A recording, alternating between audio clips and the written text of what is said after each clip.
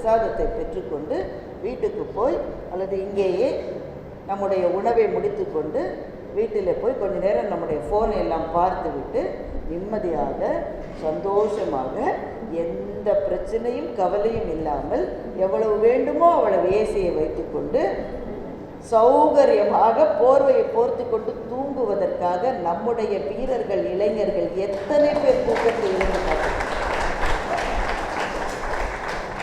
எத்தனை பேர் AC 2 point ஜாஸ்தி வச்சா நம்மால் இருக்க முடியல. சியாச்சின் மலை சரிவிலே நிற்கிறானே என்னுடைய இளைஞன், அவன் எதை பார்த்தான் வாழ்க்கையில்?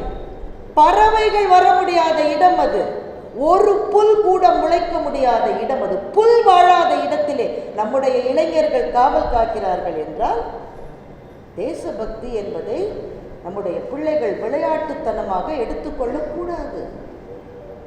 இன்றைக்கு பகைவர்கள் ப்ராக்சி வார் நடத்துவது பெரிய வருத்தம் தான். ஆனால் அதை விட எனக்கு வருத்தமாக இருப்பது, இங்கேயே இருக்கிற சில பேர் நம்முடைய தேசத்தையும் நம்முடைய இராணுவத்தையுமே குறை சொல்லி பேசிக்கொண்டு எதற்கு ஒரு 10 பேர் இன்னும் கூடுதலாக லைக் போடணும் என்பதற்காக இது நடப்பதை